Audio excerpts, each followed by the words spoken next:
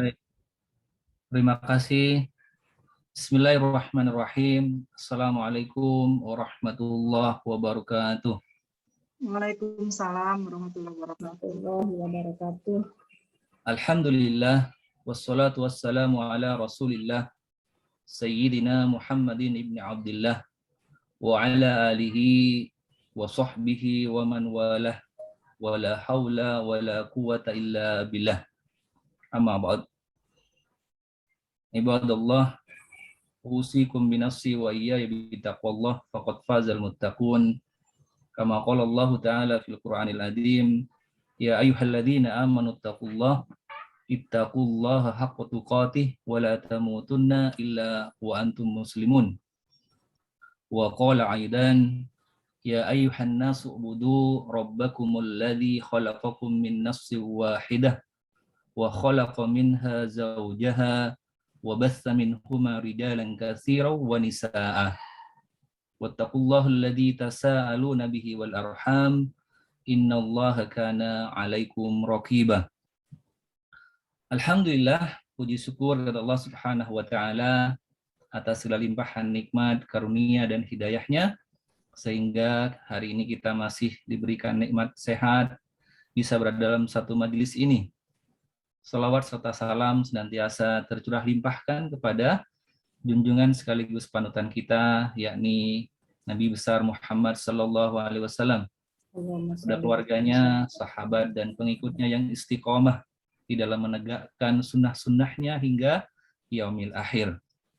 Dan semoga kita semua yang hadir dalam majelis ini termasuk di dalam golongannya yang insya Allah kelak akan mendapatkan syafaat Rasulullah Sallallahu Alaihi Wasallam.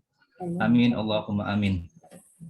Semoga dengan majelis ilmu ini menjadi wasilah buat kita semuanya.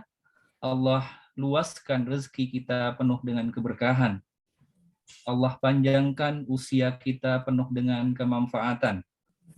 Dan juga majelis ini semoga menjadi wasilah dimudahkannya kita jalan menapaki jalan-jalan menuju surga Firdausi A'la. Sebagaimana Rasulullah SAW menyampaikan kepada kita, man salaka tariqan yaltamisu fihi ilman sahalallahu lahu tariqan ilal jannah. Barang siapa yang menapaki jalan, melalui jalan yang di dalamnya ada ilmu, terutama ilmu agama, janji Allah, sahalallahu lahu bihi tariqan ilal jannah. Maka Allah akan berikan kemudahan untuk menapaki jalan menuju surga Allah Subhanahu wa taala. Insya Allah semua yang hadir di sini kita sama-sama berdoa semoga mendapat karunia itu semua, dimudahkan untuk menapaki jalan menuju surga Firdausi A'la. Jamaah muslimah rahimakumullah, merupakan sebuah kebahagiaan dan kebanggaan hari ini berada dalam satu majelis. Alhamdulillah Allah takdirkan kita berjumpa dalam majelis ini karena sungguh tidak mudah dan tidak gampang untuk bisa hadir di sini, meluangkan waktu di hari Sabtu yang biasanya ibu-ibu ini menghabiskan waktu bersama keluarga atau jalan-jalan mungkin liburan, tapi Allah takdirkan, Allah berikan kemampuan untuk berada dalam majelis ilmu. Ini merupakan sebuah karunia yang luar biasa. Ini merupakan sebuah nikmat yang sangat besar dari Allah Subhanahu wa taala di saat Allah takdirkan kita semua berada dalam satu majelis ilmu ini. Karena juga Rasulullah menyampaikan kepada kita, may yuridullahu bihi khairan yufaqihu fiddin. Barang siapa yang Allah kehendaki kebaikan padanya, maka Allah akan berikan pemahaman terhadap agama. Kita hadir di majelis ini, insya Allah bagian dari ikhtiar kita agar kita bisa memahami agama kita, agar kita bisa mengetahui syariat-syariat yang telah Allah tetapkan buat seluruh hambanya. Jadi merupakan kebahagiaan dan kebanggaan yang sungguh luar biasa. Yang kedua adalah kebanggaan buat saya pribadi berada di hadapan para muslimah yang mana sosok seorang muslimah ini adalah diistimewakan oleh Al-Quran, diagungkan oleh sunnah Nabi Shallallahu Alaihi Wasallam, bahkan dimuliakan lewat lisan Rasulullah Shallallahu Alaihi Wasallam 3 kali melebihi seorang laki-laki, khususnya para ayah. Untuk itu saya sampaikan satu kalimat selamat kepada para muslimah semuanya, di mana saat ini saya sedang berada di hadapan sosok yang tidak hanya dimuliakan oleh Nabi Shallallahu Alaihi Wasallam, tapi juga diagungkan oleh Al-Quran. Banyak perempuan yang tidak mengetahui tentang kemuliaan dirinya, sehingga ketika Allah jadikan ia mulia, ia melepaskan jubah kemuliaannya. Untuk itulah, insya Allah di pertemuan pagi ini, semoga Allah memberikan ridhanya kepada kita semuanya, memberikan keberkahan kepada kita semuanya. Insya Allah kita akan bersama-sama belajar tentang perempuan di dalam Al-Quran. Seperti apa ia dimuliakan, bagaimana menjaga kemuliaannya, hingga kemudian di akhir nanti Nabi mengatakan yang semacam itu langsung di saat hisab diperintahkan oleh Allah dengan satu ungkapan yang sangat indah, udkhulil jannah haitsu syi'ti. Masuklah ke dalam surga dari pintu mana saja yang engkau inginkan. Kita akan berusaha untuk mengkupas persoalan ini. Semoga mudah-mudahan dari pertemuan kita ini kita bisa mempertahankan kemuliaan itu, sehingga dari bekal majelis ilmu ini mungkin ini bisa mempertemukan kita semuanya para ibu dengan surga dengan kalimat yang sangat indah tadi. Baik, kita insya Allah mohon izin untuk share screen.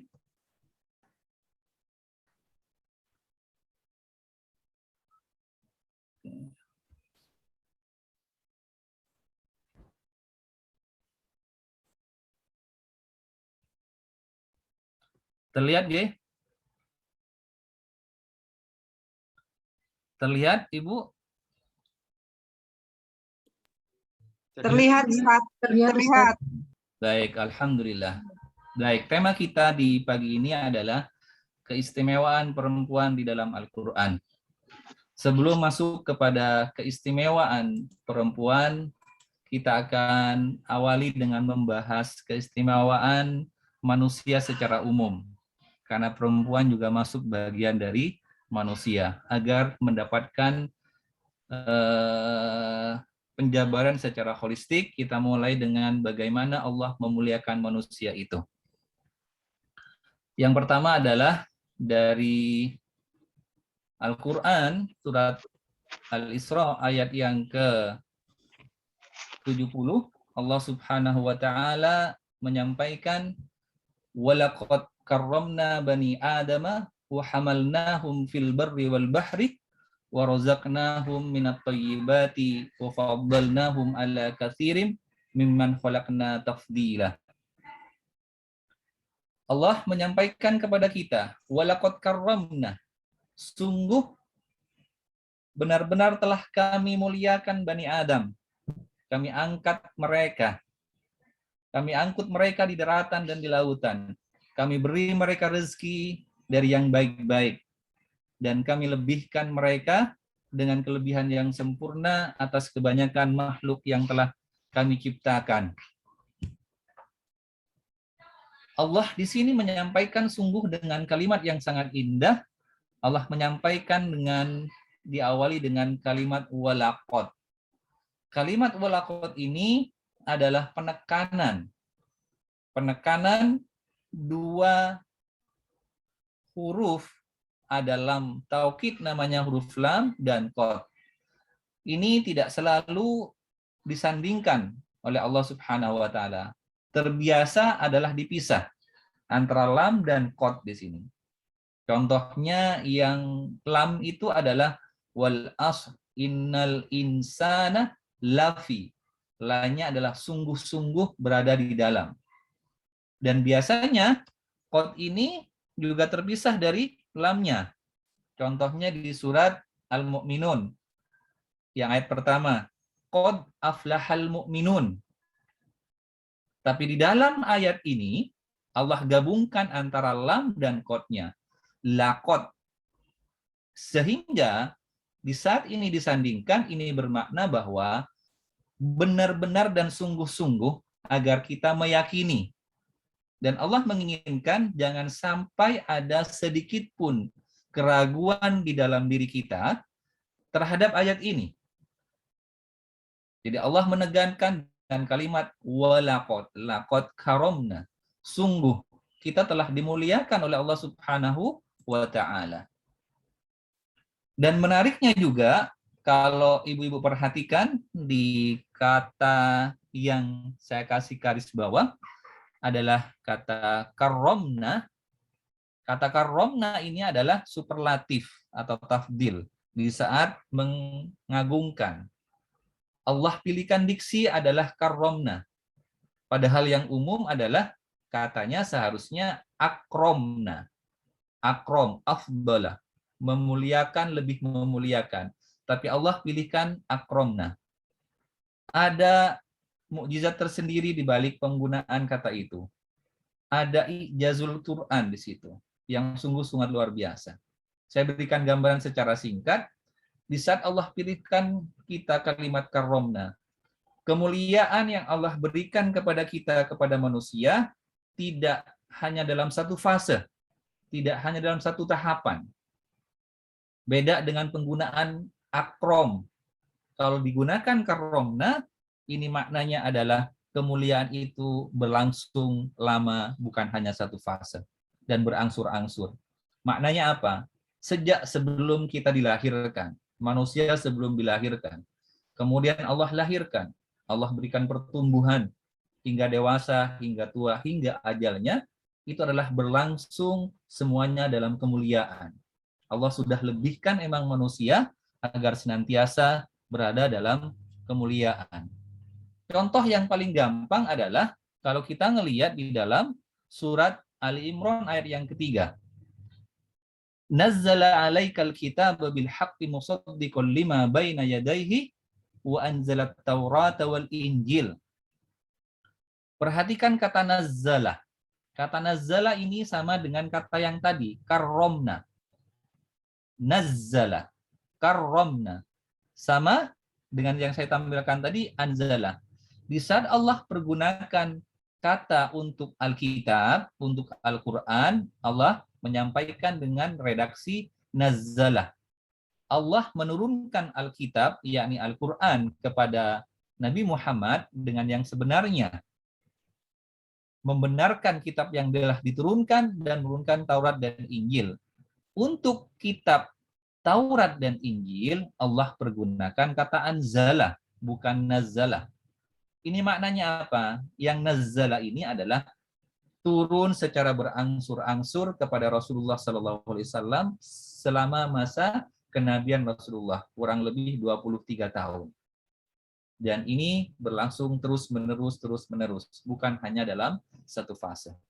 Jadi Allah telah memilihkan kita agar kita menjadi hambanya yang senantiasa dimuliakan sejak dari penciptaan hingga akhir sampai kita menghadap kepada Allah semua, kepada Allah Subhanahu wa taala, semuanya adalah dalam proses kemuliaan. Itu adalah kemuliaan yang telah Allah gambarkan kepada kita. Seperti apa aja kemuliaannya? Yang pertama adalah Allah telah ciptakan kita dengan bentuk fisik dan fisikis yang sempurna. Di dalam surat At-Tin ayat keempat, Allah kembali menggunakan kata laqad khalaqnal insana fi ahsani taqwim.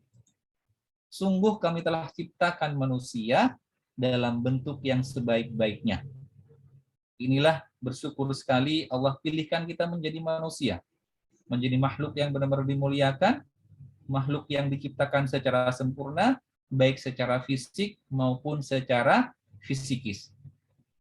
Bisa dibayangkan kita bisa berdiri tegak, kita berjalan dengan dua kaki dan tangan kita di atas. Perhatikan bagaimana dengan binatang yang berjalan dengan keempat kakinya. Juga postur kita sangat profesional. Antara kaki, badan, dan muka sangat profesional sekali, proporsional sekali. Ini merupakan sebuah kesempurnaan, sebuah kemuliaan yang Allah anugerahkan kepada kita sebagai manusia. Begitupun secara fisikis. Secara fisikis, kita juga diberikan otak yang cerdas oleh Allah Subhanahu wa taala. Jadi di mana kita diciptakan oleh Allah dengan dua unsur ya. Apa aja unsurnya? Unsur materi secara jasad kita, dan yang kedua adalah ruh kita. Allah menyiapkan ruh kepada kita. Inilah kesempurnaan manusia dibanding dengan makhluk-makhluk yang lainnya. Berbeda kita dengan malaikat, berbeda kita dengan jin. Kita tidak bisa melihat malaikat dan jin karena mereka tidak memiliki jasad. Namun kita dianugerahi oleh Allah Subhanahu wa taala dengan jasad sekaligus dengan ruh. Ada dua unsur. Ada dua material. Satu materi jasad, yang kedua adalah imaterial yang berbentuk ruh. Nah, karena manusia ini dibentuk dengan dua material antara jasad dan ruh, maka harusnya kedua-duanya mendapatkan nutrisi yang bagus. Harusnya kita totalitas dalam mengembangkan keduanya. Kalau untuk fisik kita, kita begitu konsen di dalam bagaimana memenuhi kebutuhannya. Kita makan 3 kali sehari, kita minum vitamin, kita berolahraga, itu untuk pemenuhan fisik jasad kita, material kita. Pertanyaan besarnya adalah bagaimana terkait dengan kebutuhan ruh kita. Bagaimana dengan asupan nutrisi terhadap ruh kita? Apakah kita juga sudah seimbang atau kita lebih mengutamakan yang mana selama ini dalam hidup kita? Pernahkah kita sudah selama ini memikirkan asupan-asupan nutrisi untuk ruh kita? Alhamdulillah, termasuk pertemuan kita di pagi hari ini adalah bagian untuk memenuhi asupan nutrisi terhadap ruh kita. Namun apa hal yang paling penting terhadap asupan nutrisi kita yang telah Allah berikan kepada kita? Yakni Allah telah berikan kepada kita Alkitab, Al-Quranul Karim. Itulah asupan yang terpenting buat kita. Kalau kita mau mengkaji, mau mentadabburinya dengan sungguh-sungguh, dengan kita menyiapkan waktu terbaik kita, menyiapkan prime time kita untuk mengkaji Al-Quran, insya Allah ruh kita pun juga dipenuhi dengan nutrisi dan vitamin yang sungguh luar biasa. Sehingga kita sebagai manusia yang memang memiliki dua substansial, ruh dan jasad, dua-duanya berkembang dengan baik. Dulu kalau kita mengenal istilah min sana in corpore sano ya, dalam tubuh yang sehat terdapat jiwa yang sehat, dalam jiwa yang sehat terhadap tubuh yang sehat. Ya, karena memang kita memiliki dua potensi itu. Dan salah satu kemuliaan juga Allah memberikan pilihan kepada kita. Allah menyampaikan kepada kita fa'alhamaha fujuraha wa taqwaha. Allah telah mengilhamkan kepada kita untuk kita bisa memilih apakah kita akan berada di jalur taat atau fujur. Apakah kita berada di jalur yang takwa atau banyak bermaksiat. Ini adalah pilihan kepada kita. Berbeda dengan malaikat yang sudah di-default oleh Allah Subhanahu wa taala, memang diciptakan hanya untuk tunduk dan patuh. Tapi manusia diberikan pilihan. Ini yang menjadikan manusia lebih mulia dibanding dengan makhluk-makhluk yang lainnya. Dan ini pun juga yang menentukan kualitas seseorang. Kita sendiri yang menentukannya. Allah berikan pilihan itu. Baik, yang berikutnya adalah kita itu sebenarnya seolah-olah Allah juga dipenuhi dengan sebuah kecerdasan. Sejak dari lahir kita sudah dikanuri Allah kecerdasan. Sebagaimana dalam surat Al-Baqarah ayat yang ke-31, wa 'allama Adama al-asma'a kullaha summa 'aradahum 'alal malaikati faqala anbi'uni bi asma'ihim haula'i in kuntum shadiqin. Jadi hanya manusia aja yang langsung diberikan bekal pengetahuan dalam penciptaannya. Allah yang mengajarkan, yang memberikan kepada Adam, kepada bapak kita, bekal pengetahuan yang mampu menyebutkan semua benda di alam semesta ini. Sungguh luar biasa, sungguh karunia yang luar biasa Allah memulaikan kita, di mana Allah telah memberikan pemahaman kepada kita, memberikan ilmu kepada kita. Jadi sebenarnya kita ini sudah dianugerahi dengan kecerdasan. Kecerdasan itu merupakan sebuah anugerah dari Allah Subhanahu wa taala. Namun kebodohan adalah pilihan dari kita. Yakin bahwa Allah telah memberikan kita kecerdasan, bekal yang sungguh luar biasa kepada kita. Jadi saya ulangi, pintar itu adalah anugerah, bodoh adalah pilihan. Karena hampir semua Allah telah anugerahkan kepada kita sebuah kecerdasan. Baik, kita lanjutkan. Ini hal yang luar biasa. Di saat Allah ciptakan kita, manusia, satu-satunya ciptaan Allah yang Allah perintahkan kepada malaikat untuk bersujud, walaupun sujudnya bukan sujud untuk ibadah, tapi sujud adalah sujud penghormatan. Apa yang disampaikan oleh Allah Subhanahu wa taala? Walaqad khalaqnakum summa sawwarnakum summa qulna lil malaikati isjudu li adama fasajadu illa iblis lam yakun minas sajidin. Satu-satunya di dalam penciptaan yang Allah perintahkan kepada malaikat adalah ketika manusia diciptakan. Ibu kalau bersujud karena ada apa? Pasti kita melakukan sujud karena kadang sedang mendapatkan sesuatu yang luar biasa. Anak kita lulus dari kuliah, biasanya kita sujud syukur. Dapat rezeki, kita biasanya sujud syukur. Di saat kita mendapatkan sesuatu yang besar, kita melakukan sujud syukur.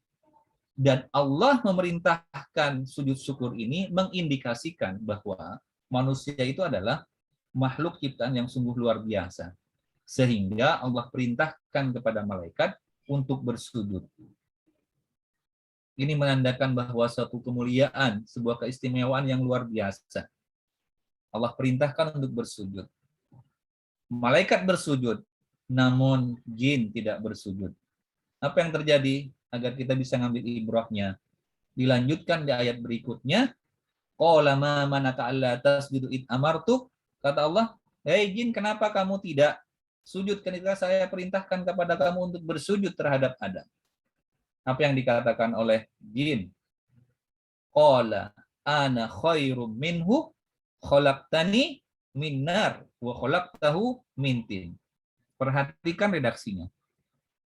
Di saat jin juga diperintah untuk bersujud, namun jin ingkar. Yang disampaikan oleh jin pertama kali adalah karena jin merasa ana khairum minhu, saya lebih baik dari itu. Redaksi kata saya lebih baik ini yang menjadikan pembangkangan jin, pembangkangan iblis. Muncul rasa keegoannya, muncul rasa keakuannya, muncul kesombongannya. Hati-hati dengan redaksi kata ini. Saya lebih baik. Dalam hal apapun, ini pelajaran yang sangat berharga buat kita, agar kita tidak menjadi orang yang merasa ujub, merasa paling baik, merasa paling benar di hadapan orang lain ataupun di hadapan Allah. Termasuk kita yang saat ini sedang ikut kajian bersama ini, jangan sampai ada perasaan bahwa karena kita sudah ngaji, akhirnya kita merasa bahwa kita adalah orang yang lebih baik dari orang-orang yang tidak hadir dalam kajian ini. Karena kita untuk hadir dalam majelis ini bukan ingin mendapatkan pengakuan dari manusia, bukan ingin mendapatkan apresiasi dari orang lain, tapi yang kita harapkan adalah hanya ridha Allah Subhanahu wa taala. Ikhlas karena Allah Subhanahu wa taala. Wa ma umiru illa liya'budullaha mukhlishina lahuddin hunafa. Ingat itu, jadi kita hadir dalam majelis ini bukan menunjukkan bahwa kita lebih baik. Hati-hati dengan kata-kata ana khairum minhu, bahwa saya lebih baik dari dia dalam hal apapun. Baik, ibu-ibu, jamaah rahimakumullah, itu adalah gambaran singkat tentang bagaimana kita sebagai manusia telah dimuliakan oleh Allah Subhanahu wa taala. Kita insya Allah akan memasuki kepada yang namanya perempuan. Bagaimana perempuan di dalam Al-Quran. Bagaimana kemuliaan-kemuliaan seorang perempuan. Maka untuk lebih memudahkan kita di dalam kajiannya, maka kita akan mendeteksi kalimat ataupun kata perempuan di dalam Al-Quran, setidaknya ada 3. Yang pertama adalah unsa, yang kedua adalah mar'atun, dan yang ketiga adalah an-nisa. Inilah 3 yang mewakili kata perempuan dalam Al-Quran. Secara garis besar terwakili dengan 3 ini. Baik, maka kita mulai dengan yang pertama. Perempuan sebagai unsa. Sebagai unsa, dimaknai unsa di dalam Al-Quran adalah dimaknai untuk membedakan antara laki-laki dan perempuan secara biologis, secara fisiologis. Artinya apa?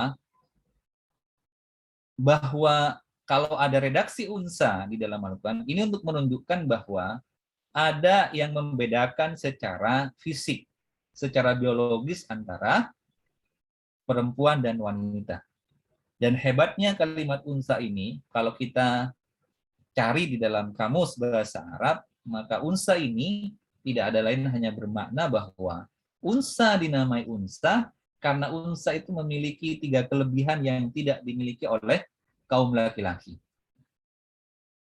Saya ulangi, unsa ini adalah ciri yang melekat pada perempuan untuk membedakan secara biologis dan fisiologis antara perempuan dan laki-laki. Ciri. Jadi ini adalah membedakan. Dinamai unsa karena tidaknya memiliki 3 kelebihan yang tidak dimiliki oleh kaum laki-laki. Baik, saya mau ngetes. Ibu-ibu boleh jawab di kolom chat apa 3 kelebihan perempuan yang tidak dimiliki oleh laki-laki. Saya ulangi, tolong bantu saya untuk memberikan jawaban. Monggo di chat, dijawab di kolom chat. Apa 3 kelebihan unsa, 3 kelebihan perempuan yang tidak dimiliki oleh laki-laki? Minimal 3 menyebutnya. Kalau boleh lebih dari 3, monggo silahkan. Saya tunggu chatnya. Baik, sudah ada 1 yang masuk. Ada yang lain mengandung, melahirkan, menyusui. Mengandung, melahirkan, menyusui. Baik, saya tunggu paling nggak ada 2-3 lagi. Masya Allah, luar biasa. Yes, semoga ini benar-benar melekat dalam ibu-ibu semuanya, bahwa 3 kelebihan inilah yang emang tidak dimiliki oleh laki-laki. Dan inilah yang membedakan kaum perempuan dengan laki-laki. Bukan hanya sekedar membedakan, ingat, bukan hanya sekedar membedakan, namun sekaligus yang menjadikan kaum perempuan lebih mulia dibanding dengan laki-laki. Memiliki keutamaan 3 lebih melebihi kaum bapak-bapak. Jadi perlu ingat 3 karakter ini yang harus melekat dan harus diyakini. Di dalam Al-Quran banyak yang membahas tentang ini. Cuma untuk membersihkan, saya ambil 1 surat, 1 ayat yang mewakili dalam ketiga ini. Yaitu di dalam surat Al-Ahqaf ayat 15. A'udzu billahi minasyaitonir rajim. Wa wassaynal insana biwalidayhi ihsana. Hamalathu ummuhu kurhan 1. Wa wada'athu kurhan 2. Wa hamluhu wa fisaluhu salasuna syahran. Ada 3 yang emang melekat di dalam diri seorang perempuan, yakni adalah hamalathu ummuhu kurhan. Hamalathu 1 adalah mengandung, wa wada'athu melahirkan, wa fisaluhu, dan menyapih. Setelah melewati fase pastinya untuk menyusui. Di dalam ayat ini perhatikan Ibu semuanya, bagaimana Allah mempergunakan ini. Kita baca, kami berwasiat kepada manusia supaya mereka berbuat baik kepada kedua orang tuanya. Ibunya mengandungnya dengan susah payah dan melahirkannya dengan susah payah pula. Mengandungnya sampai menyapihnya adalah 30 bulan. Saya membahas sedikit dengan wawassainal insana. Allah mewasiatkan. Allah di sini bukan hanya memerintahkan kepada kita, namun Allah mewasiatkan. Beda redaksi yang digunakan dengan menggunakan kata perintah dan dengan menggunakan kata wasiat. Wasiat di sini adalah perintah yang dibarengi dengan penegasan. Sebagaimana kalau kita ada orang tua yang sudah berwasiat kepada anaknya, biasanya ada penegasan yang harus dilaksanakan. Karena bukan hanya perintah biasa. Di sini Allah berwasiat kepada kita, berarti memerintahkan dengan penegasan kepada seluruh manusia agar berbuat baik kepada kedua orang tuanya. Setelah Allah menyebutkan kedua orang tuanya, langsung redaksi adalah hamalat ummuhu kurhan. Di sini yang diutamakan adalah ibunya. Hamalat ummuhu. Jadi ibunya yang telah mengandungnya dengan susah payah. Wa wada'adhu kurhan, dan juga melahirkan dengan susah payah dalam keadaan meregang nyawa, mempertahankan nyawanya. Inilah kemuliaan yang luar biasa. Wa hamluhu wa fisaluhu salasuna syahron. Mengandung hingga menyapih. Menyapih berapa bulan, Bu? Menyapih berapa bulan? Di ayat ini wa hamluhu wa fisaluhu salasuna syahron. 30 bulan mengandung dan menyapih. Seharusnya menyusui anak berapa bulan? Idealnya. Berapa idealnya? Boleh jangan jawab dikit.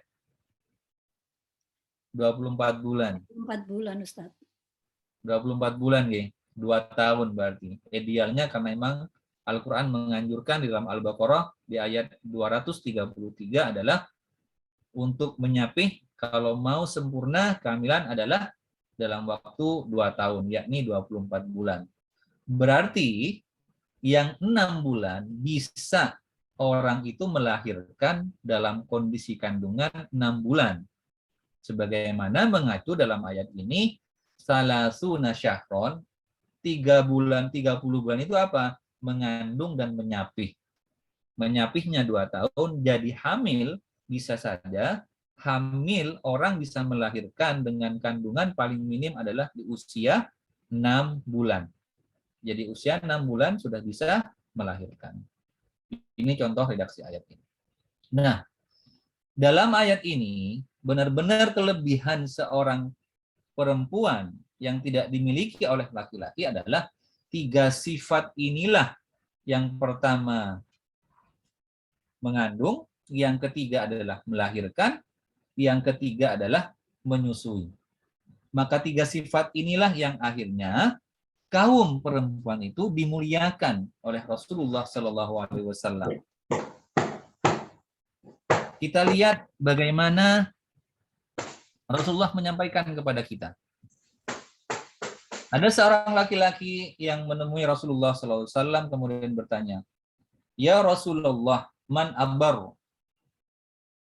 Dijawab oleh Rasulullah, "Qala ummak." Qultu, saya berkata lagi kepada Rasulullah, "Summa man?" Kemudian siapa lagi yang harus saya berbuat baik? Dijawab lagi adalah qala ummak. Kemudian ditanyakan lagi, "Qultu summa man?" Kemudian siapa lagi ya Rasulullah? Dijawab lagi oleh Rasulullah, ummak.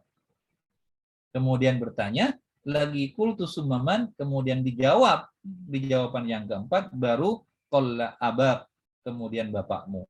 Summa al-aqrab fal-aqrab. Kemudian orang yang lebih dekat dan lebih dekat lagi.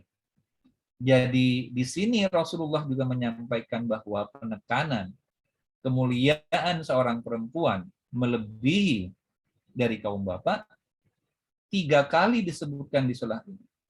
Di dalam hadis ini disampaikan 3 kali. Kepada siapa saya harus berbuat baik? Siapa yang paling berhak untuk mendapatkan kebaikan? Disampaikan oleh Rasulullah. Yang pertama adalah ibumu. Yang kedua adalah ibumu. Ketiga adalah ibumu. Baru yang keempat adalah bapakmu. Dan seterusnya adalah kerabat yang paling dekat dan terdekat. Inilah yang menjadikan seorang mulia. Maka siapa yang disebut ibu di sini? Ummukah, ibumu? Siapa yang sebut ibu di sini? Maka apabila ingin mendapatkan keutamaan sebagaimana disampaikan oleh Rasulullah sebagai ibu di sini, maka haruslah pasti kita para ibu memiliki 3 keutamaan yang tadi. Harus menyusui, harus mengandung, harus melahirkan. Tidak mungkin kalau tidak dalam hal itu salah satunya yang dimiliki oleh ibu, sehingga Allah menjadikan ibu sebagai seorang ibu. Mustahil kalau tidak mengandung akhirnya dipanggil sebagai ibu.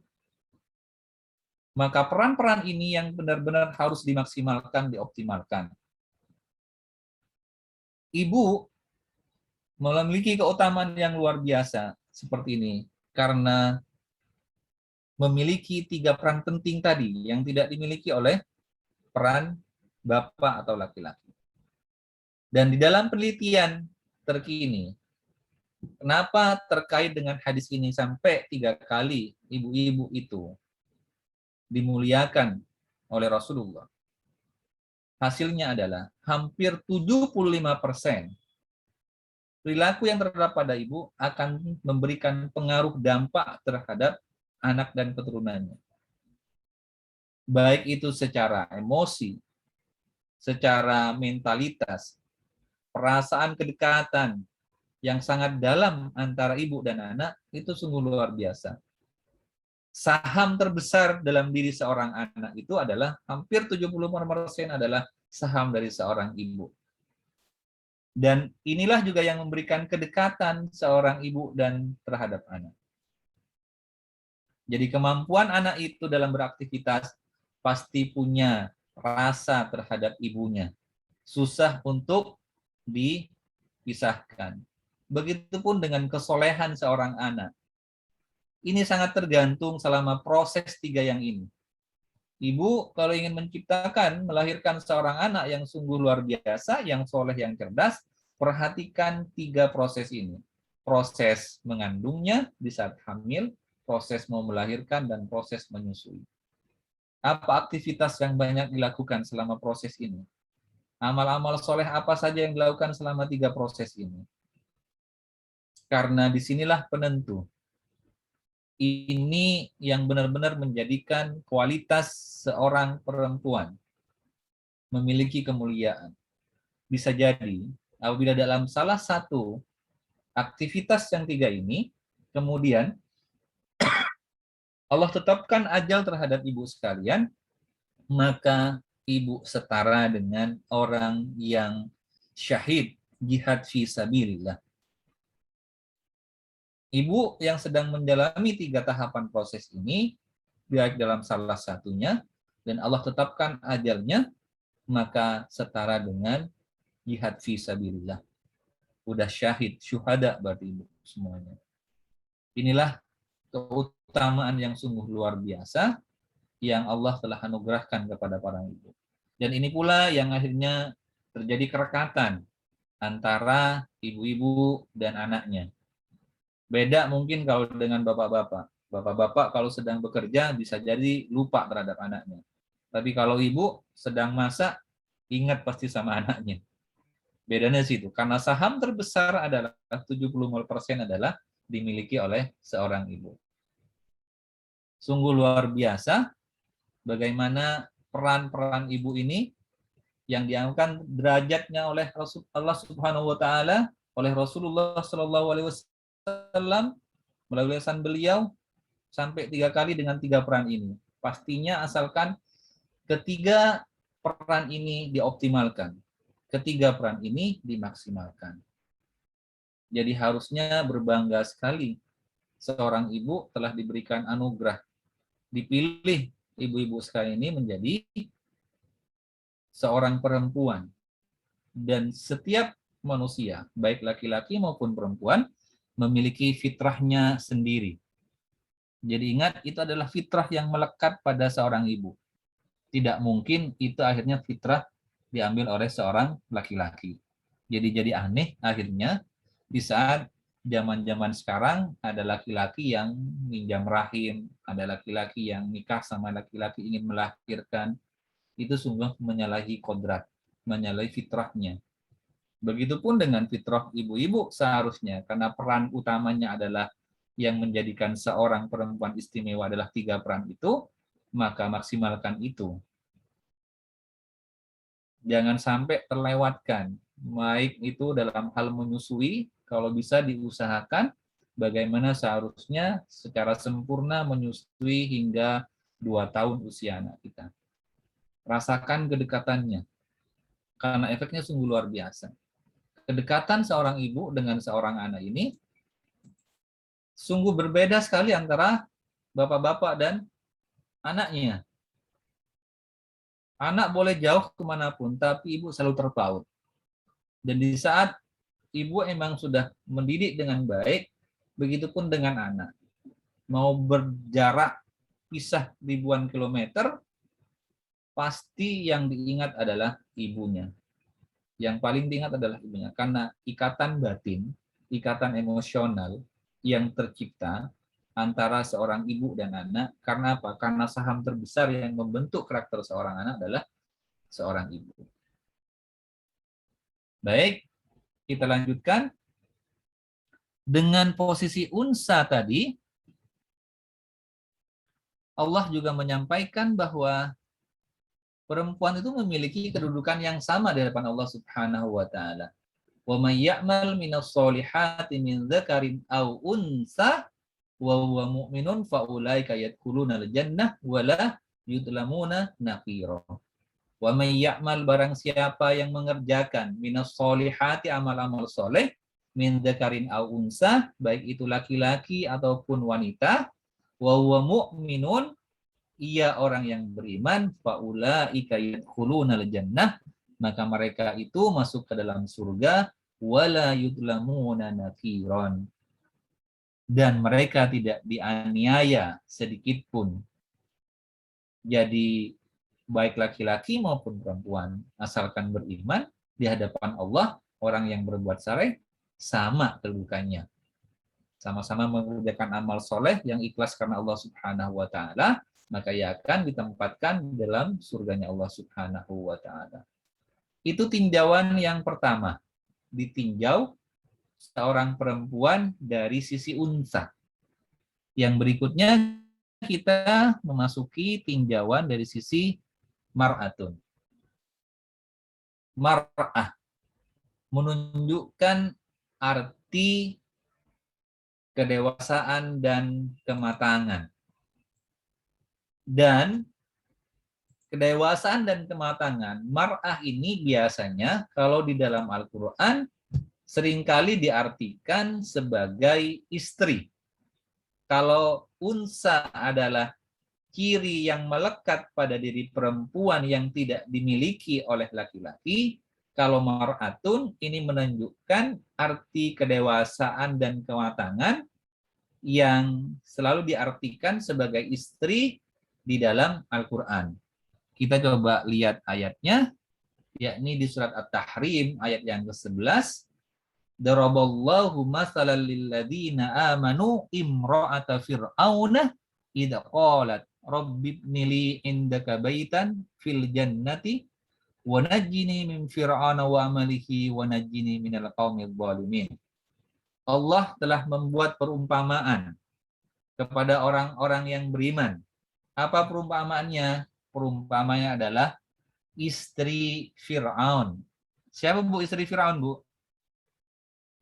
Asia. Asia. Masya Allah. Betul sekali. Allah telah memberikan perumpamaan kepada kita sebagai orang-orang yang beriman. Siapa yang jadikan perumpamaan? Perumpamaan adalah istri Fir'aun, Asia. Apa? Asia yang berkata, ya Rabbku, bangunkanlah untukku sebuah rumah di sisimu dalam Firdaus, dan selamatkanlah aku dari Fir'aun dan perbuatannya. dan selamatkanlah aku dari kaum yang zalim. Imro'ah, mar'ah di sini bermakna adalah istri Fir'aun. Begitupun juga dengan ayat yang sebelumnya, At-Tahrim ayat yang ke-10 disebutkan di sana Imro'ati Lut sama Imro'ati Nuh. Jadi imro'ah, mar'ah lebih banyak menunjukkan kepada peran wanita sebagai seorang istri. Apa hikmah dari ayat ini? Hikmahnya adalah bahwa apa yang kita perbuat, apa yang kita lakukan, itu akan kembali kepada diri kita sendiri. Kullu nafsin bima kasabat rohinah, kata Allah. Setiap jiwa itu akan mendapatkan balasan, tergadai, tergantung dari apa yang dilakukannya. Di ayat yang sebelumnya, bagaimana kisah istri Nabi Nuh dan kisah istri Nabi Lut. Semuanya diazab oleh Allah Subhanahu wa Ta'ala. Padahal suaminya adalah seorang nabi dan rasul, Nabi Nuh. Jadi bukan ada jaminan buat ibu walaupun ibu memiliki suami yang soleh, suami seorang kiai, seorang ustadz, ataupun itu. Kalau diri ibu sendiri tidak berbuat amal soleh, tidak berbuat ketaatan, tidak ada jaminan sebagaimana istri Nuh dan istri Lut. Dan kalau kita lihat bagaimana dengan Asia, istrinya Fir'aun, walaupun suaminya yang paling durhaka terhadap Allah, ya kenapa nggak durhaka sampai Fir'aun sendiri menyampaikan bahwa dia sebagai seorang Tuhan. Qala ana rabbukumul a'la. Jadi Fir'aun menyampaikan sebagai seorang Tuhan. Musyriknya sungguh luar biasa. Menyekutukan Allah sungguh luar biasa. Namun istrinya tetap mendapatkan surga depan Allah Subhanahu wa Ta'ala. Jadi walaupun ibu-ibu memiliki suami yang soleh, maka bukan jaminan untuk ibu juga akan mendapatkan surga depan Allah Subhanahu wa Ta'ala. Itu makna mar'atun. Yang kedua adalah mar'atun itu berasal dari kata muru'ah. Apa kata muru'ah? Muru'ah itu sifat yang cenderung senang pada keindahan. Benar nggak, Bu? Ibu-ibu nih pasti udah fitrahnya adalah senang kepada sesuatu yang indah. Ya menjadi aneh akhirnya kalau perempuan itu tidak suka kepada sesuatu yang indah, perhiasan. Itu sudah fitrah, Bu. Jadi tampil dengan keadaan indah itu adalah udah fitrahnya. Dan berbeda sekali kalau dengan laki-laki. Laki-laki bisa saja berangkat baju kelihatan lecet itu berangkat ya berangkat aja. Tapi kalau kelihatan sama istri pasti suruh lepas itu. Pasti disetrika sama istri. Karena istri suka pada sesuatu yang indah. Ini adalah sebagaimana dengan nama dari perempuan sendiri sebagai mar'atun. Ya sama, biasanya ibu-ibu kalau pergi ke kajian ataupun pergi ke kondangan, kalau perlu harus menyesuaikan, harus matching bajunya dengan brosnya, kalau perlu dengan jam tangannya. Benar gitu nggak, Bu? Karena ibu tuh suka pada sesuatu yang indah. Kadang yang sungguh luar biasa, saat ibu ini biasanya pergi ke kondangan, harus milih baju bisa sangat lama itu milih bajunya. Karena memang sudah fitrah. Dan ini harus diketahui oleh bapak-bapak. Jangan sampai ditegur. Biasanya ibu ini kalau milih baju pasti yang cocoknya pakai baju apa ya hari ini. Biasanya nanya sama suaminya. Bi, hari ini cocoknya saya pakai baju hijau atau biru? Kayaknya hijau deh Pak, Demar. Kemudian istrinya nyampaikan, katanya lebih bagus biru deh. Sudah nanya, tapi sebenarnya tidak membutuhkan jawaban. Karena sebenarnya sudah tahu jawabannya apa yang dipilih. Nanya aja gitu pada suaminya. Minta saran, cocoknya pakai baju apa. Setelah diberikan saran, biasanya ibu-ibu ini sudah punya jawaban sendiri. Jadi syukur-syukur kalau diikutin saran suaminya. Malah yang ditanyain baju hijau dan baju biru, yang dipilih malah yang dipakai baju pink. Benar nggak, Bu? Seringkali begitu. Kayaknya adalah sudah fitrah, sudah kodratnya seorang perempuan. Dengan namanya mar'atun. Dan mar'atun ini di dalam orang Arab ini juga menyampaikan suatu anekdot dengan kata mir'ah. Mar'atun sama, Bu. Mir'atun sama mar'atun. Mar'atun kalau pakai mimnya fathah, ini adalah berwarna perempuan. Kalau mimnya berharokat kasrah, mir'atun, maka maknanya kaca. Jadi hampir ada kesamaan sifat di dalam ibu-ibu itu antara perempuan dengan kaca. Bagaimana dengan kaca? Yang pertama pasti perempuan itu suka sekali terhadap cermin. Ada nggak yang bisa lepas dari cermin dalam sehari, Bu? Ada yang bisa nggak bercermin sehari? Nggak ada, Ustaz. Nggak ada. Karena emang sudah sesuai dengan fitrahnya. Bahkan mungkin bisa semua jadi kaca tuh. Kalau turun dari mobil, biasa masih lihat spion kadang. Kalau nggak lihat kaca mobil biasanya. Keluar dari rumah gitu. Kalau ada cermin masih juga gitu. Ini fitrah, tidak bisa dipungkiri seperti itu. Dan harus dipahami, terutama kalau kaum bapak-bapak harus memahami fitrah seperti ini. Mungkin bukan hanya di rumah, di mobil. Di dalam tas bisa jadi ada masih cerminnya. Tidak bisa lepas karena sudah melekat. Mar'atun sama mir'atun itu melekat. Dan mir'atun, kaca itu, kalau pecah, bisa nggak disambung lagi, Bu? Kaca kalau sebelah bisa disambung lagi nggak? Nggak bisa. Nggak bisa, Ustaz. Kalau sudah pecah, disusun-susun lagi seperti puzzle itu bisa sih. Tapi dia tidak akan menghasilkan bayangan yang sempurna. Karena sudah pecah. Begitupun sebenarnya dengan hati ibu-ibu ini. Hati kaum perempuan itu kalau sudah pecah, ini susah untuk dirakit kembali. Susah untuk disusun kembali. Walaupun bisa disusun, tapi sudah berbeda pantulan bayangannya. Butuh waktu yang lama pun. Sehingga sifat yang melekat pada ibu-ibu ini terkait dengan mar'ah dan mir'ah ini adalah ibu ini biasanya juga kalau ada kesalahan yang nggak enak, bisa cepat sih memaafkan. Tapi cukup lama sekali untuk melupakannya. Betul tidak? Cepat memaafkan, lama melupakannya. Bisa jadi hari ini sedang ada konflik sama suami. Hari ini konfliknya. Diskusinya bisa kembali kepada 10 tahun yang lalu. Ada yang begitu. Bisa jadi bahan diskusinya yang disampaikan bukan yang terjadi pada saat ini. Merembet kepada tahun-tahun yang sebelumnya. Sudah dimaafin sih, tapi lupa. Untuk dilupakan susah. Ini sudah melekat kepada fitrah sebenarnya. Bagaimana fitrah seorang ibu dengan mar'ah. Dan emang sudah fitrahnya mar'atun dan mir'atun seperti itu. Hampir sama dengan kaca. Susah untuk melupakan sesuatu yang menyakitkan. Yang ada pada dirinya terutama. Ini adalah fitrahnya. Baik. Kita lanjutkan dengan nih.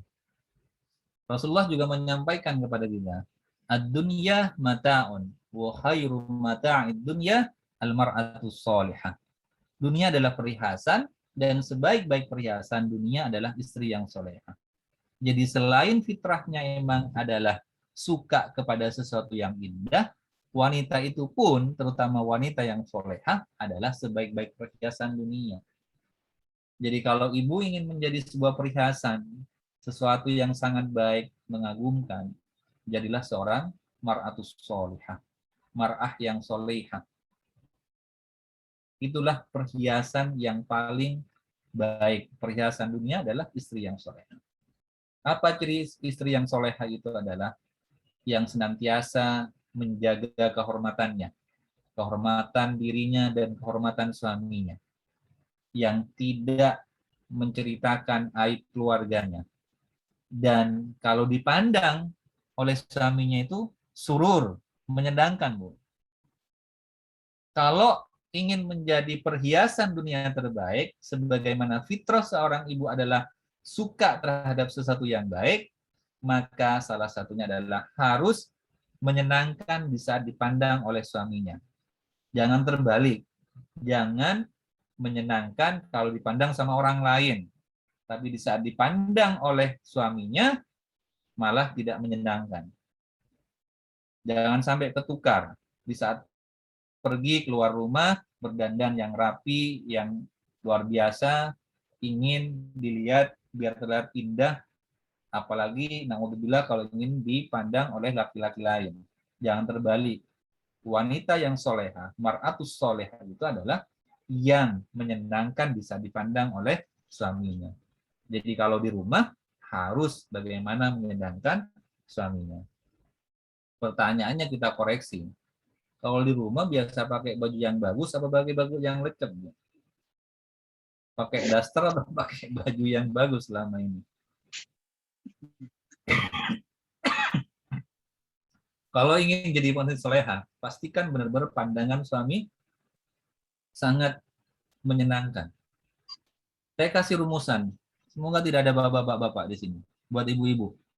Kalau ingin menyenangi suami, tidak susah-susah sebenarnya. Penuhi pandangan matanya, penuhi perutnya. Nggak usah jauh-jauh, itu aja. Pastikan bahwa kalau suami pulang dari kantor, dari luar, ngelihat disambut, ngelihat sesuatu yang bagus, yang indah, yang menyenangkan. Jangan ibu masih pakai daster kalau nyambut suami datang dari luar. Pakai baju yang terbaik dan pastikan dalam kondisi wangi, dalam kondisi sudah bersih, menyambut suami.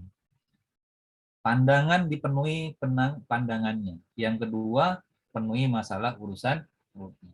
Dan yang ketiga, yang paling utama juga, kalau ingin disenangi sama suami, pastikan bahwa suami itu diposisikan sebagai seorang yang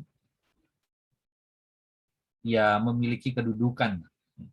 Itu aja sebenarnya keinginan suami itu, tidak lebih dari itu. Diposisikan bahwa suami memang adalah seorang yang memiliki kedudukan dalam rumah tangga, ingin diakui keberadaannya. Itu aja, nggak lebih, Bu. Dan terkait dengan ini, pastikan bahwa ibu-ibu menyenangkan pandangan suami, terutama dalam rumah. Silahkan berekspresi, berkreasi dengan apapun. Bisa dengan cara apapun ibu-ibu untuk bagaimana menyenangkan suami. Karena ciri untuk menjadi mar'atus solehah diantaranya adalah selain menjaga kehormatan dirinya dan keluarganya, menjaga kehormatan suaminya, dan juga pandangannya. Jadi menyenangkan, bisa dipandang. Baik, kita masuk kepada makna mar'ah yang berikutnya, yakni sifat perasa yang sangat mendalam. Mar'ah juga bisa bermakna adalah sifat yang mendalam. Kalau ibu melihat apa yang biasa selain drakor atau apa sinetron yang terbaru, Bu, biasanya? Ikatan Cinta ya? Ada yang masih nonton itu kah? Biasanya ibu-ibu ini karena memiliki sifat perasaan yang mendalam, ya sangat sekali tersentuh, mudah sekali tersentuh. Ngelihat drakor bisa jadi itu sambil nangis itu bisa jadi. Ngelihat sinetron ataupun apapun itu, perasaannya mudah sekali tersentuh. Ini adalah sudah fitrah. Tapi kalau ini dibawa ke dalam rumah tangga agak berbahaya. Kalau sifat-sifat yang mendalam seperti ini gitu, dibawa baperan, ya ini biar ibu lebih mudah untuk bagaimana mengontrol kondisi biar benar-benar tidak terlalu berperasaan yang mendalam sehingga kembali yang tadi susah untuk melupakan dan lain sebagainya. Itu adalah fitrah, tapi setidaknya dengan memahami ini ibu lebih bisa mengontrolnya, tidak berlebihan di situ. Ya, jadi sifat yang mendalam ini adalah fitrah. Sebagaimana karena perasaannya mendalam, seharusnya ibu itu adalah diperlakukan dengan lembut. Dan itu adalah hak dari seorang ibu untuk diperlakukan dengan lembut, dengan kelemah lembutan, dengan kasih sayang. Sebagaimana yang Allah ajarkan kepada kita melalui doanya Nabi Zakaria di dalam surat Ali Imran ayat yang ke-40. Qala rabbi anna yakunu li gulamun wa qad balaganil kibaru wa imraati aqir. Qala kadzalika Allahu yaf'alu ma yasha. Zakaria berkata, "Ya Tuhanku, bagaimana aku bisa mendapatkan anak sedang aku telah sangat tua dan istriku pun seorang yang mandul." Berfirman Allah, demikianlah Allah berbuat apa yang Dia kehendaki. Saya ingin sedikit mengajak ibu-ibu untuk berpikir di mana yang menunjukkan perilaku lemah lembut dan kasih sayang dalam ayat ini. Kalimat yang mana, kata yang mana? Coba diperhatikan ibu-ibu ayatnya. Kalimat yang mana yang mengandung perilaku yang menunjukkan bahwa seorang perempuan itu harus diperlakukan lemah lembut, kasih sayang, dan dijaga perasaannya. Kalimatnya yang mana?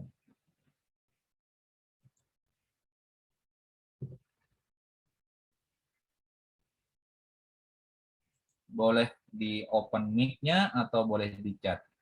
Diperhatikan, kita coba belajar bertadabbur. Kira-kira kalimat yang mana yang menunjukkan bahwa ayat ini menunjukkan seorang perempuan harus diperlakukan lembut-lembut, diperlakukan kasih sayang, dan dijaga perasaannya.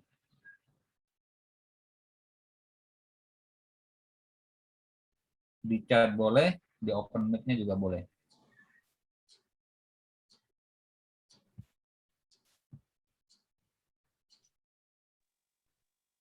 Sudah ketemu, Bu? Apa mandul ya? Mandul gimana? Aku telah sangat tua. Bagaimana aku bisa mendapat anak sedang aku telah sangat tua? Apa? Gimana kenapa aku sangat tua? Gimana cara?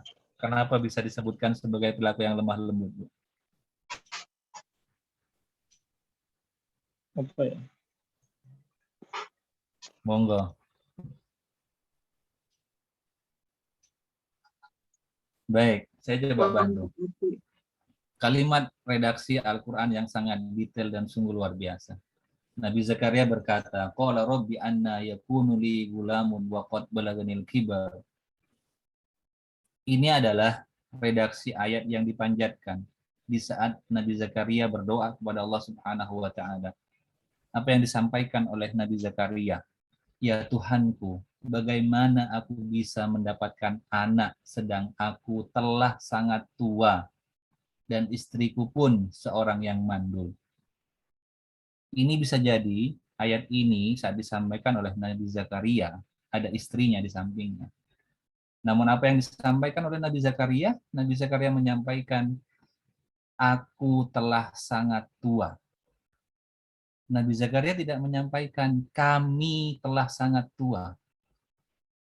Ibu mau nggak disampaikan bahwa ibu sudah tua? Hal yang sangat pantang buat ibu-ibu, buat kaum perempuan di saat disampaikan ibu sudah tua. Itu bisa marah luar biasa. Benar tidak, Bu? Di sini Nabi Zakaria, karena ingin berlemah lembut terhadap istrinya, menyampaikan redaksi kasih sayang terhadap istrinya. Walaupun dalam berdoa, Nabi Zakaria menyampaikan, saya yang sudah tua, bukan istri saya. Aku telah sangat tua, kata Nabi Zakaria. Padahal ada istrinya di sampingnya. Inilah sebagai bukti bagaimana kaum laki-laki harus memperlakukan pasangannya dengan lemah lembut. Hak seorang istri diperlakukan dengan penuh dengan kasih sayang. Tidak menyakiti perasaannya, benar-benar menjaga. Ini hal yang sangat detail sekali bagaimana Al-Quran mengajarkan kepada kita. Dijaga gitu. Ibu itu sangat sensitif sekali, sangat peka perasaannya, makanya jangan disakiti perasaannya termasuk dalam bertutur kata. Ini sungguh pelajaran yang luar biasa buat kita semuanya, dan ini juga menunjukkan bahwa perempuan itu paling pantang kalau disebut sebagai sudah tua. Padahal tua itu adalah penyakit yang tidak ada obatnya. Tapi fitrah dari kita memang kita tidak suka di saat dipanggil sebagai orang yang sudah tua. Senantiasa kita ingin hadir dalam keadaan segar, prima, bugar. Apapun caranya kita lakukan ya Bu. Apapun yang kita lakukan, bagaimana kita agar tetap kelihatan bugar, ceria, dan masih muda.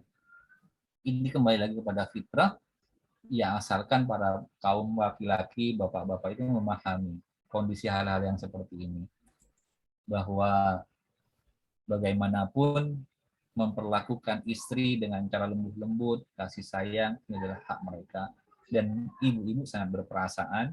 Perasaannya pun juga susah untuk mudah melupakan. Memaafkan iya, cepat bisa. Tapi untuk melupakan butuh waktu yang panjang. Maka sebaiknya menghindari hal-hal yang menyebabkan hal yang seperti itu. Biasanya susah untuk menahan diri di saat ingin ada sesuatu yang kurang baik, akhirnya mudah terlepas dari lisan kita hal-hal yang kurang baik terhadap ungkapan-ungkapan terhadap pasangan kita. Ini yang harus kita sama-sama perhatikan. Baik, pembahasan yang terakhir kita masuk kepada pembahasan An-Nisa. An-Nisa dari Nasa'a juga, yaitu yang pertama adalah gemar bercerita, mencurahkan apa yang dirasakan. Ini adalah fitrah dari ibu-ibu juga untuk ya gemar sekali untuk bercerita. Apa yang dirasakan, apa yang sedang dialami, ingin sekali dicurahkannya. Sebagaimana An-Nisa yang disampaikan di dalam ayat yang ke-34 di surat An-Nisa juga, ar-rijalu qawwamuna 'alan nisa bima faddalallahu ba'dahum 'ala ba'd wa bima anfaqu min amwalihim. Fas-solihatu qanitatun hafidatun lil ghaibi bima hafidallah. Kaum laki-laki adalah pemimpin bagi kaum wanita. Oleh karena Allah telah melebihkan sebagian mereka, laki-laki, atas sebagian yang lain, atas wanita, dengan catatan adalah karena mereka lelaki telah menafkahkan sebagian harta mereka. Nah, sebab itu, maka wanita yang soleh adalah, ialah yang taat kepada Allah, lagi memelihara ketika suaminya tidak ada, oleh karena Allah telah memelihara mereka.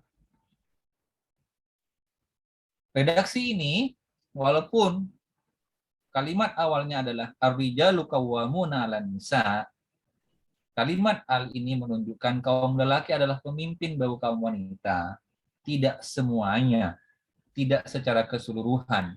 Karena huruf al-nya di dalam ar-rijalu di sini adalah bermakna al-jinsiyah bayanul hakikiyah, yang menunjukkan sifat yang sebenarnya.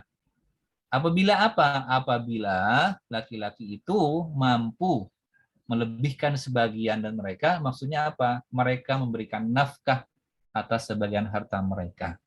Pada kenyataannya tidak semua laki-laki di dunia ini yang menanggung nafkahnya. Ada juga perempuan. Jadi bisa qawwam di saat bisa menafkahi keluarganya. Saya nggak fokus ke sana, fokus kepada fasolihatu qanitatun hafidatun lil ghaibi bima hafidallah. Walaupun memang ibu gemar untuk bercerita, berkisah, berkumpul, karena biasa sekali nih, ibu-ibu walaupun dalam satu majelis ketemu ngomong-ngomong, kalau ngomong sesuatu yang baik luar biasa. Namun terkadang yang diomongin sesuatu yang kurang baik, atau ngomongin tentang temennya atau apa segala macam yang lain atau yang lain. Jadi kebiasaan-kebiasaan ini harus menjadi warning buat ibu-ibu semuanya. Karena apa? Allah menyampaikan wanita yang soleh itu adalah wanita yang taat kepada Allah, lagi memelihara diri ketika suaminya tidak ada. Maksudnya taat kepada Allah apa? Taat kepada Allah juga taat kepada suaminya terhadap hal-hal yang tidak melarang aturan Allah, tidak melanggar syariat Allah. Jadi di antara kalimat taat kepada Allah secara sharih, secara jelas, juga taat yang berikutnya adalah taat kepada suami dengan cara menaati suami dalam hal yang baik-baik. Qonitatun itu adalah taat. Qonitatun taat. Hafidhatun mampu menjaga aib keluarganya. Khususnya yang sudah bersuami, berkeluarga, ini mampu menjaga aib yang ada dalam keluarganya. Apalagi terhadap hal-hal yang sudah Allah jaga. Kalau Allah sendiri menjaga, jangan sampai ibu-ibu membicarakan hal itu keluar. Memelihara kata suami, Allah sudah memelihara kita. Kalau Allah sudah tutupi, buat apa kita bicarakan keluar? Maka yang paling baik adalah di saat ada permasalahan, gelar sajadah, menghadap pada Allah Subhanahu wa Ta'ala. Memohon ampun kepada Allah, memohon petunjuk kepada Allah Subhanahu wa Ta'ala. Segera kembali kepada Allah. Jangan banyak mengumbar aib yang ada dalam rumah tangga keluar. Walaupun tujuan baik. Ada orang-orang yang terdekat yang bisa memang sudah dipercaya kalau memang harus terpaksa mengajak. Terutama dalam ini adalah paman atau yang lain. Gitu, Bi. Itu dalam konteksnya ibu-ibu sebagai nisa. Yang berikutnya adalah nisa keinginan untuk memiliki sesuatu. Ini sudah fitrah. Fitrah dari seorang ibu untuk memiliki sesuatu. Pingin punya rumah, pingin punya mobil, pingin punya apapun, itu adalah fitrah. Keinginan untuk memiliki itu adalah fitrah buat perempuan. Bukan hanya perempuan sebenarnya, begitupun dengan para laki-laki. Ini semakna dengan nisa tadi, bahwa di antaranya makna dari nisa adalah keinginan untuk memiliki sesuatu. Itu beberapa poin-poin penting yang bisa kita ambil ibrahnya, bahwa perempuan adalah dalam konteks makna unsa, mar'ah, dan an-nisa. Ini yang menjadikan diantaranya kemuliaan-kemuliaan yang dijanjikan oleh Allah Subhanahu wa Ta'ala. Baik, ada ungkapan hingga artinya al-mar'atu imadul biladi idza sulhat sulatil bilad wa idza fasadat fasatil bilad. Wanita adalah tiang negara. Apabila wanita itu baik, maka akan baiklah negara, dan apabila wanita rusak, maka akan rusak pula lah negara. Apa ungkapan ini? Kalau kita cermati bahwa satuan terbesarnya adalah negara, di bawah satuan negara adalah masyarakat, di bawah masyarakat adalah satuan dalam suatu keluarga, yang apabila baik sebuah keluarga itu baik, maka masyarakatnya akan baik. Kalau masyarakatnya baik, maka negaranya juga akan baik. Siapa yang memiliki peran penting dalam sebuah keluarga? Tidak lain adalah peran dari seorang ibu, karena ibu yang memiliki saham terbesar dalam keluarga, khususnya dalam menciptakan generasi yang soleh dan soleha. Hampir 75% saham yang dimiliki ibu. Kalau ibu berhasil membentuk sebuah keluarga yang baik, maka akan tercipta masyarakat yang baik, dan apabila masyarakatnya sudah baik, maka negara pun juga akan menjadi baik. Karena penopang satuan terkecil dari sebuah negara adalah baiknya sebuah keluarga. Maka tidak heran kalau orang-orang Yahudi di dalam menghancurkan negara-negara Islam, yang diserang adalah keluarganya. Dan keluarganya yang diserang adalah perempuannya. Target utama di saat ingin menghancurkan sebuah negara, sebuah masyarakat, menghancurkan sebuah tatanan, maka yang menjadi incaran pertama kali adalah kaum wanitanya, terutama ibu-ibunya. Karena apabila ibunya sudah rusak, maka akan rusak generasinya. Kalau generasinya sudah rusak, maka masyarakat dan negaranya juga akan ikut rusak. Itulah begitu besarnya peran dan begitu pentingnya kontribusi seorang ibu, seorang perempuan di dalam menciptakan tatanan peradaban yang baik. Begitupun juga ada ungkapan, di balik lelaki yang sukses, pasti ada wanita baik yang mendukungnya, yaitu istrinya. Dan di balik lelaki yang gagal, pasti ada wanita di belakangnya, yang itu pasti bukan istrinya. Jadi keberhasilan seorang laki-laki juga tidak bisa dilepaskan peran istrinya. Itu sangat baik. Begitupun kalau gagal, hati-hati. Kalau gagal, ada potensi Ada yang mendukung di belakangnya tapi bukan istrinya. Jadi ibu harus seringkali mencermati itu. Ibu harus mendukung suaminya, menciptakan agar sukses, agar menjadi pribadi-pribadi yang hebat. Perannya sungguh sangat luar biasa. Peran ibu-ibu, peran di dalam menentukan keberhasilan rumah tangga, begitupun juga peran terhadap mendorong suaminya untuk sana. Saran saya buat ibu-ibu, jangan hanya didorong suaminya untuk hari mencari nafkah semata. Jangan hanya didorong untuk menghasilkan uang duniawi yang banyak. Dorong untuk aktif di majelis taklim. Dorong untuk aktif mencari ilmu. Karena hanya dengan ilmu yang akhirnya menumbuhkan rasa keimanan. Dan rasa iman itulah yang akhirnya menjaga seorang laki-laki dari perbuatan-perbuatan yang melanggar syariat. Laki-laki, Bu, kalau hanya relasi dengan cinta terhadap istri, cepat lunturnya. Kalau bukan karena tujuan ikhlas murni karena keimanannya kepada Allah Subhanahu wa taala. Jadi jangan hanya dipus suami itu untuk hanya cari nafkah, cari harta, cari duniawi semata, tapi dorong untuk melakukan ketaatan kepada Allah. Caranya dengan apa? Suruh ikut majelis taklim. Suruh untuk berbanyak ilmu, khususnya ilmu agama. Karena itulah yang akan menjadikan seorang suami timbul rasa keimanannya kepada Allah Subhanahu wa taala sehingga terjaga dirinya. Tidak perlu ibu yang menjaga, karena yang menjaga sudah hatinya sendiri karena terpaut terhadap Allah Subhanahu wa taala.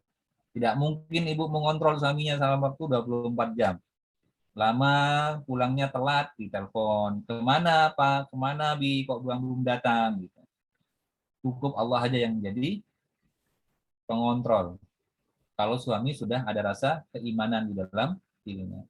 Dan keimanan itu muncul tidak ada lain kalau ada ilmu di dalam dirinya. Maka dorong untuk ikut majelis taklim. Baik, yang terakhir apabila ibu sudah bisa menjalankan itu semua, yang sebagaimana sampaikan dari awal adalah janji Rasulullah SAW, idza shallatul mar'ah khamsaha wa shamat syahraha wa hafidat farjaha wa ata'at zaujaha qila laha udkhilil jannah min ayyi abwabil jannati syi'ti. Rasulullah SAW menyampaikan apabila perempuan itu sholat 5 waktunya, puasa di bulan Ramadan yang wajib-wajib, menjaga kemaluannya, dan yang keempat, taat terhadap suaminya. Kemudian disampaikan oleh Rasulullah SAW, udkhulil jannah, masuklah kepada surga min haitsu syi'ti, dari pintu yang mana saja yang dikehendakinya. Itulah keutamaan yang diberikan kepada perempuan, kepada muslimah.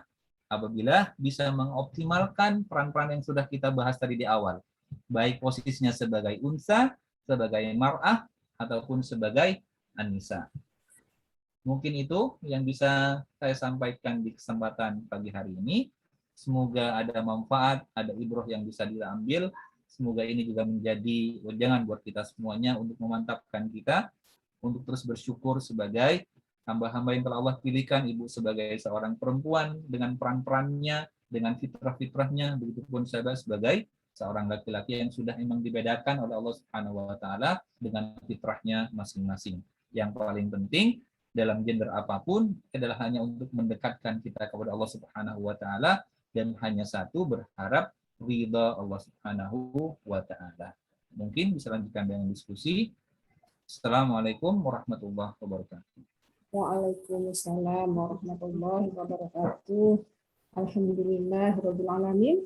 Masya Allah, kita telah mendapatkan pencerahan, kita telah mendapatkan ilmu bagaimana sebagai seorang wanita perempuan dalam bersikap atau beramal ya yang sesuai dengan yang Allah kehendaki. Mungkin ibu-ibu ada yang ingin mendapatkan penjelasan atau bertanya kepada Ustadz. Monggo, kesempatan ini bisa dimanfaatkan sebaik-baiknya.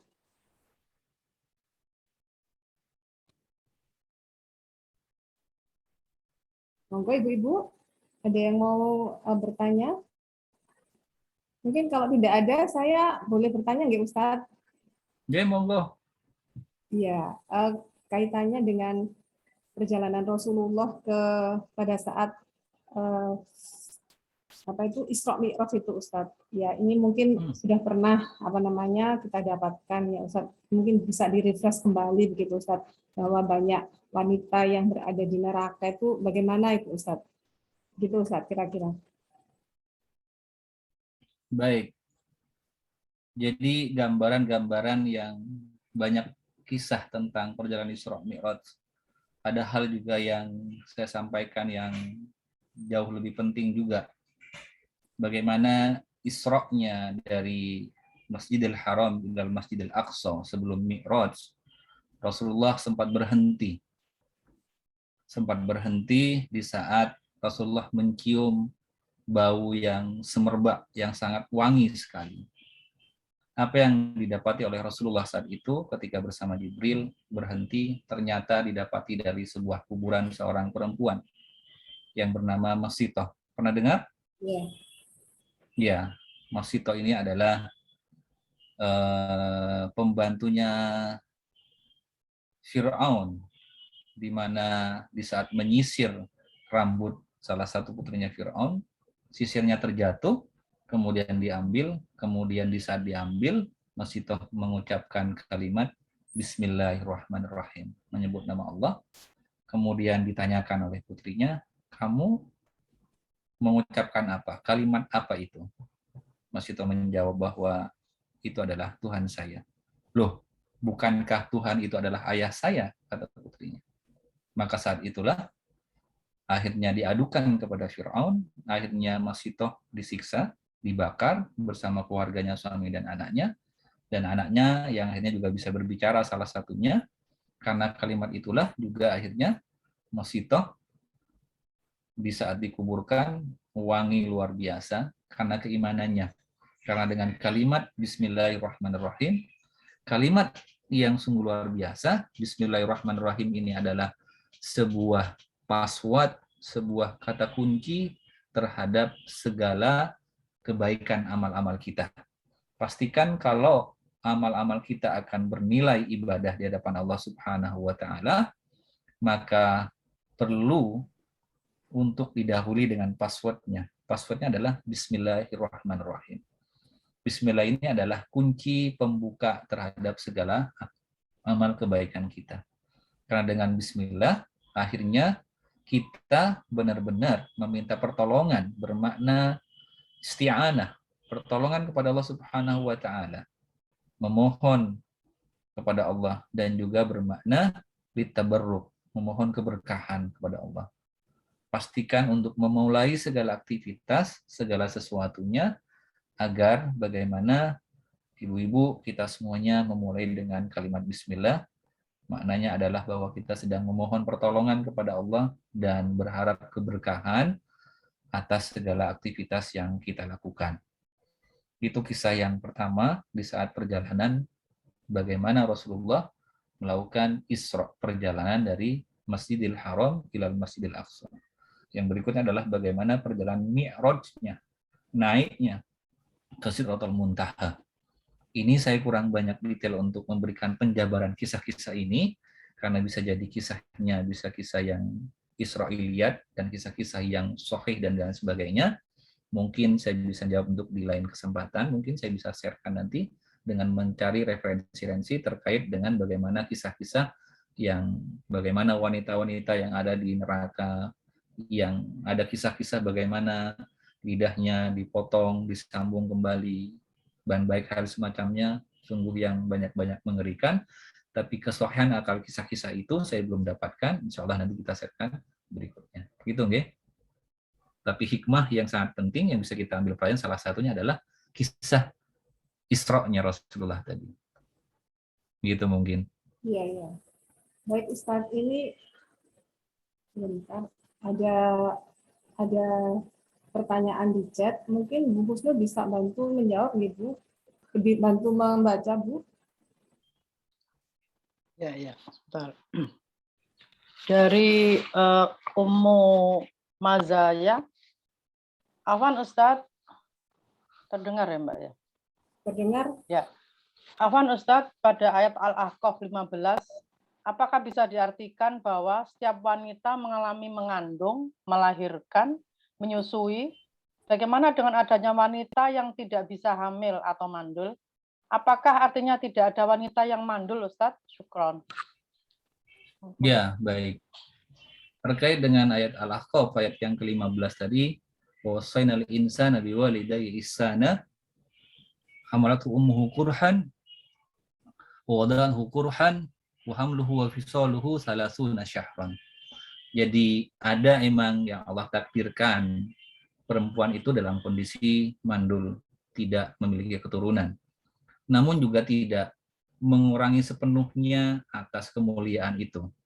Walaupun kemuliaannya emang yang paling secara dominan, secara garis besar adalah 3 peran penting ini yang emang dimiliki ciri-ciri khusus oleh seorang perempuan. Namun apabila memang sudah Allah takdirkan dalam kondisi mandul, bukan hal itu akhirnya mengurangi kemuliaannya, tidak. Karena Allah, kita kalau melihat dalam kondisi seperti ini, tidak bisa kita menggunakan bagaimana kacamata kita dalam berpikir. Pergunakan bagaimana kita harus senantiasa melihat Allah pasti ada hikmah-hikmah di balik itu. Allah persiapkan, bisa jadi Allah juga tidak menganugerahkan sebuah pasangan dengan anak, pasti ada hikmahnya di balik itu semua. Dan itu pasti yang terbaik. Pasti yang terbaik. Semua ketetapan Allah kita harus yakini, harus percaya, kita harus yakin betul bahwa itu adalah ketetapan yang terbaik dari Allah Subhanahu wa taala. Bisa jadi Allah sedang persiapkan seseorang yang tidak memiliki anak, mungkin salah satu caranya adalah mungkin mengadopsi anak orang lain.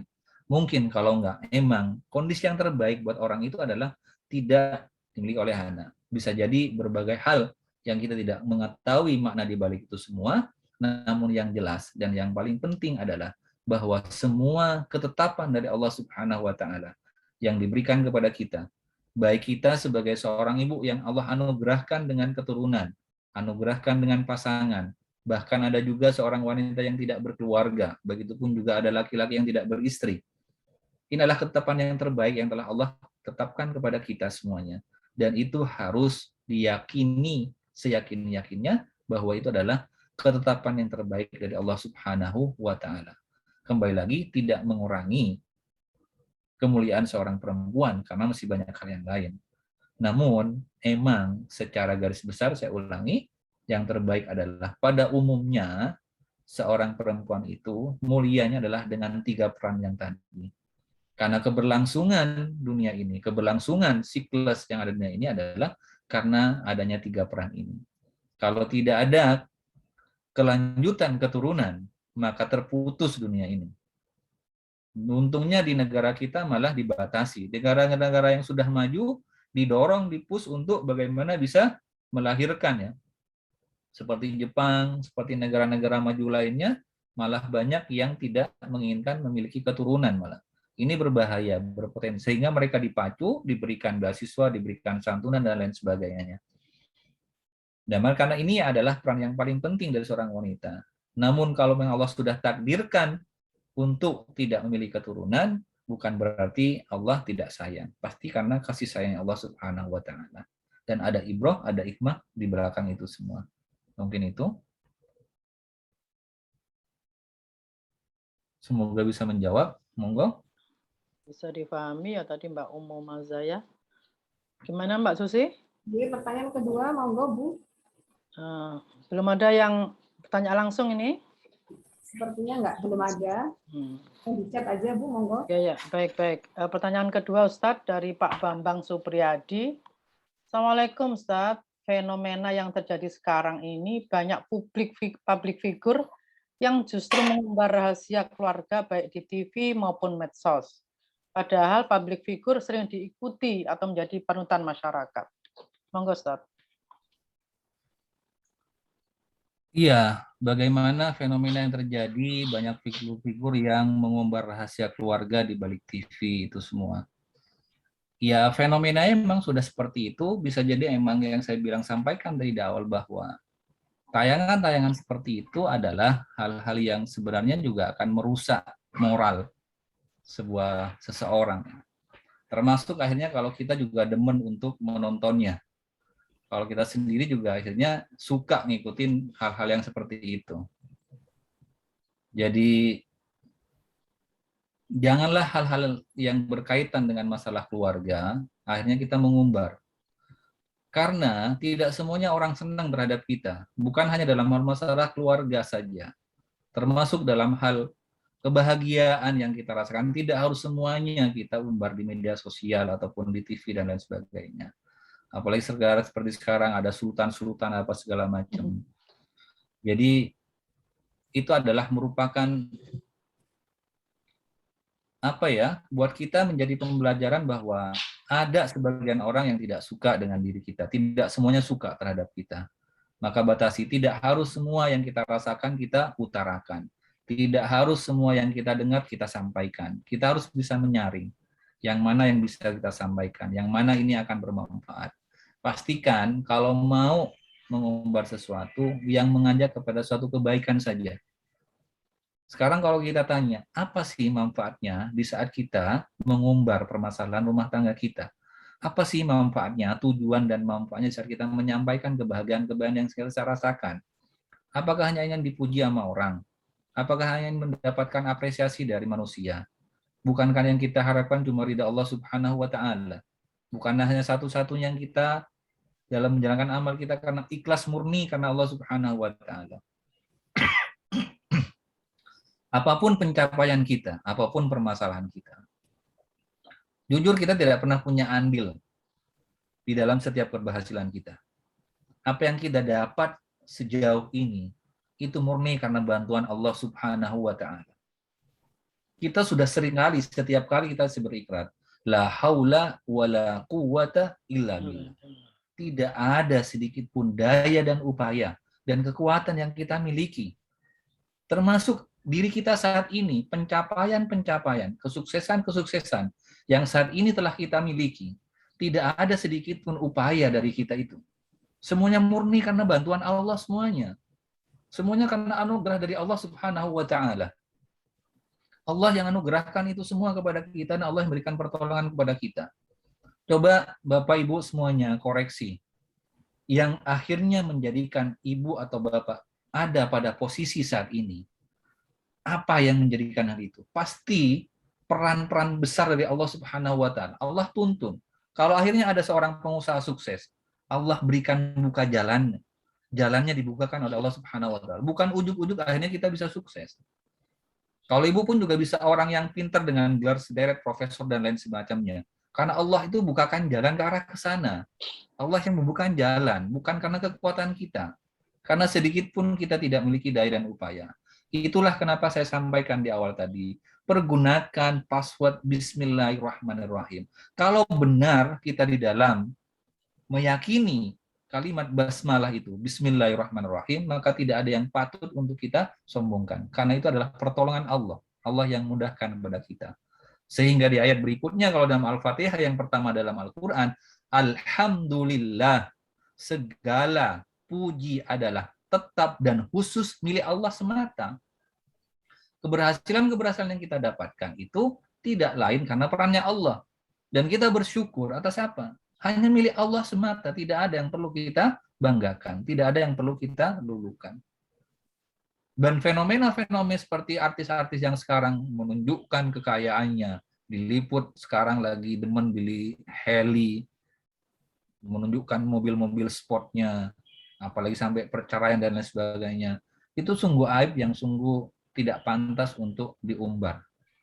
Kalau Allah sendiri sudah menutup itu, dan kita mengumbar, maka permasalahan akan semakin panjang. Yakin kalau ada permasalahan dalam rumah tangga dan Allah sudah tutupi itu, jangan diumbar. Agar apa? Insya Allah akan lebih cepat selesai permasalahannya. Yang bikin lama permasalahan dalam rumah tangga yang nggak selesai-selesai itu gara-gara kita bercerita kepada orang yang tidak sepantasnya kita ceritakan. Kita umbar permasalahan itu. Karena Allah sudah tutupi. Begitupun dengan aib-aib kita, Bapak Ibu jamaah rahimakumullah. Ibu pun juga masih mau mengikuti kajian ini karena Allah masih tutupi dosa-dosa saya. Allah masih tutupi kemaksiatan-kemaksiatan saya. Allah masih tutupi buruk-buruknya saya. Kalau Allah buka lebar-lebar, saya yakin Ibu sudah tutup semuanya, sudah leave dari Zoom ini. Kalau Allah sudah menutupi aib itu, ngapain kita umbar aib itu? Allah sendiri yang sudah menutup. Jadi tidak pantas sama sekali kita sebagai seorang hamba mengumbar semua permasalahan kita. Aib-aib kita yang sudah ditutupkan. Begitupun dengan dalam rumah tangga, tidak perlulah diceritakan bapak-bapak yang punya kisah masa lalu yang tidak baik diceritakan kepada istrinya. Enggak perlu hal itu diceritakan, ditutup rapat-rapat saja. Karena apa? Karena Allah sudah menutupi. Tidak perlu itu diumbar, tidak perlu mengulang masa lalu. Cukup diambil ibrahnya, diambil pelajarannya, perbaiki diri kita, banyak bertobat kepada Allah, memohon ampun, beristighfar. Kata Allah, ampuni semua dosa-dosa kita. Karena tidak ada di antara kita yang maksum, yang terjaga dari kesalahan. Tidak ada di antara kita yang terbebas dari dosa dan maksiat. Semua memiliki dosa dan maksiat. Cuma Allah sedang tutupi. Itu bagian dari rahmannya Allah kepada kita. Kalau Allah memberikan rahmannya dengan menutupi aib-aib kita, maka tidak pantas sedikitpun kita untuk mengumbar permasalahan-permasalahan kita itu. Mungkin itu, semoga bisa menjawab. Ya, baik. Untuk chat selanjutnya ya Ustaz, ini dari Ummu Mazaya lagi. Satu lagi Ustaz, bisakah berdoa dengan kalimat doa asyiyah, tapi tanpa kata-kata Fir'aun, sesuai dengan surat At-Tahrim 11? Gitu Ustaz. Bisakah berdoa dengan kalimat doa asyiyah, tapi tanpa kata Fir'aun sesuai dengan? Boleh sekali. Berdoa dengan sesuatu yang baik sekali itu sangat boleh sekali. Rabbibnili indaka baitan fil jannah. Minta untuk apa? Dibangunkan rumah di surga. Itu doa yang sungguh luar biasa, Bu. Panjatkan itu. Pantaskan diri kita bahwa kita memang pantas untuk dibangunkan rumah di surga oleh Allah Subhanahu wa taala. Salah satunya apa? Wakaf untuk pembangunan masjid. Wakaf untuk pembangunan pesantren. Itu pantas diri kita untuk memohon doa itu. Salah satu doa kita dengan diikuti dengan ikhtiar kita. Rabbinli indaka baitan fil jannah, minta untuk dibangunkan rumah di surga kepada Allah Subhanahu wa taala. Itu pantas. Dan doa yang benar-benar yakin mantap bahwa itu akan bisa terrealisasi. Dibarengi dengan ikhtiar pastinya, dengan langkah-langkah amal soleh, dengan langkah-langkah sedekah jariyah, dengan berwakaf terutama wakaf untuk pembangunan masjid, wakaf pembangunan pesantren, wakaf untuk lembaga-lembaga yang memang berfokus kepada Al-Quran, kepada dakwah-dakwah Islam. Boleh. Cuma terkadang ibu ini, kita semuanya, bukan cuma ibu-ibu, saya juga kadang sering gitu. Kira-kira doanya lebih mantap minta surga atau minta rezeki yang banyak, Bu? Hah? Lebih doa mantap yang mana? Ya Allah, kasih rezeki lebih banyak, yang lebih mantap yang mana berdoanya? Minta surga lah Ustaz. Hah? Benar gak? Minta surga dan minta dimaafkan. Iya. Sama dengan orang kalau berangkat pergi ke Baitullah, ke rumahnya Allah. Jangan minta dunia, Bu. Rugi sampai di rumahnya Allah, yang diminta masih dunia. Minta surga, minta urusan langit. Begitupun dalam sholat-sholat kita. Sudah harus mulai berubah. Shifting kita sudah harus berubah, shifting behavior. Perilaku kita sudah harus dirubah. Perilaku-perilaku seharusnya sudah yang melangit, jangan selalu membumi yang diminta. Keinginan-keinginan kita sudah saatnya untuk keinginan yang melangit, bukan keinginan yang membumi. Sudah lewat seharusnya keinginan-keinginan membumi kita. Untuk yang sudah usia 40 ke atas, sudah usia 30 ke atas, ini 40 lah. Sudah harusnya shifting behavior, keinginan-keinginannya sudah keinginan-keinginan langit, bukan keinginan-keinginan bumi. Sudah cukuplah kita di dunia ini. Kenapa sudah cukup? Kata Rasulullah SAW menyampaikan, a'maru ummati ma baina sittina ila sab'in. Hati-hati. Jadi umur dari hambaku ini adalah hanya berkisar antara 60 hingga 70. Wa aqalluhum may yajuzu dzalik. Dan sedikit sekali yang bisa melewati usia 70 tahun. Dan kalau kembali ke surat Al-Ahqaf ayat yang ke-15 tadi, Bu, kelanjutan ayat itu, kelanjutan ayatnya adalah hatta idza balaga asyuddahu wa balaga arba'ina sana. hingga sampai pada usia kematangan, kedewasaan, yaitu usia 40 tahun, apa yang diminta adalah qala rabbi auzi'ni an ashkura ni'mataka allati alayya wa ala walidayya wa an a'mala sholihan tardah wa aslih li fi dzurriyyati inni tubtu ilaik wa inni minal muslimin. Usia 40 tahun ini adalah usia penentu. Usia 40 tahun adalah usia yang menentukan, yang berada persimpangan jalan. Kalau yang diminta usia 40 masih urusan dunia, kemungkinan meninggalkan dengan dunia. Tapi kalau yang diminta urusan akhirat, yang minta sudah surga, sudah khusyuk pada surga, maka insya Allah meninggalnya pun juga dalam keadaan berharap surga. Jadi berdoanya harus dimantapkan. Boleh untuk berdoa agar dibangunkan rumah di surga pada Allah Subhanahu wa taala. Dan di usia-usia seperti kita yang saya sampaikan kembali, sudah harus orientasinya sudah berubah. Coba bayangkan dari usia kecil, bayi sampai 40 tahun, ini kemungkinan besar, termasuk saya, orientasinya usia dunia semuanya. Pencapaian-pencapaian dunia semuanya, pencapaian-pencapaian karir semuanya. Yang pencapaian-pencapaian itu lebih banyaknya hanya untuk dipandang oleh manusia, hanya mendapat apresiasi dari manusia. Yang sudah 40 tahun ke atas, kata Allah Subhanahu wa taala dalam Al-Ahqaf ayat 15 tadi, sudah harus shifting behavior, sudah harus berubah. Sudah harus setting mindset-nya harus dirubah. Yang diinginkan adalah keinginan-keinginan langit, keinginan-keinginan ukhrawi, bukan duniawi. Yang diharapkan hanya ridha Allah, sudah tidak berharap bagaimana pengakuan manusia.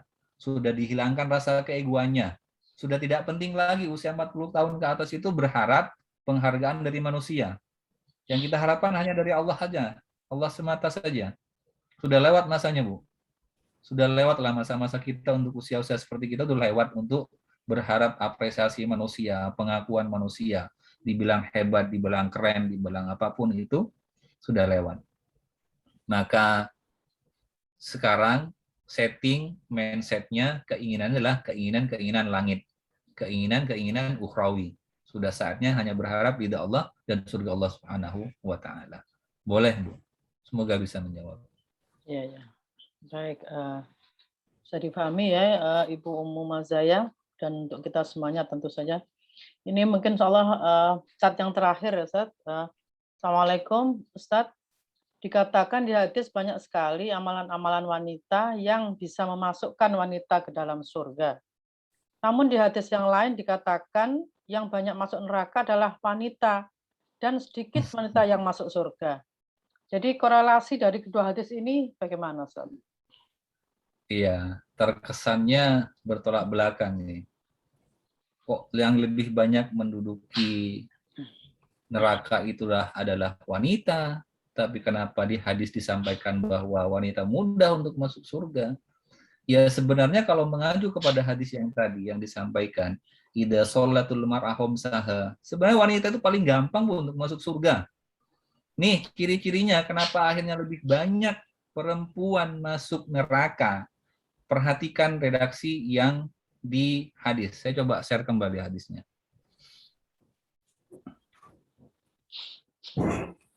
Coba perhatikan yang ini. Yang pertama, apabila perempuan itu sholat 5 waktu, cukup perempuan sholat 5 waktu. Sholat wajib ya Bu, 5 waktu itu. Khamsah itu 5 wajib, maktubah. Walaupun ibu tidak sholat sunnah, ibu cukup sholat wajib. Yang kedua, puasa wajib. Wasomat syahroha.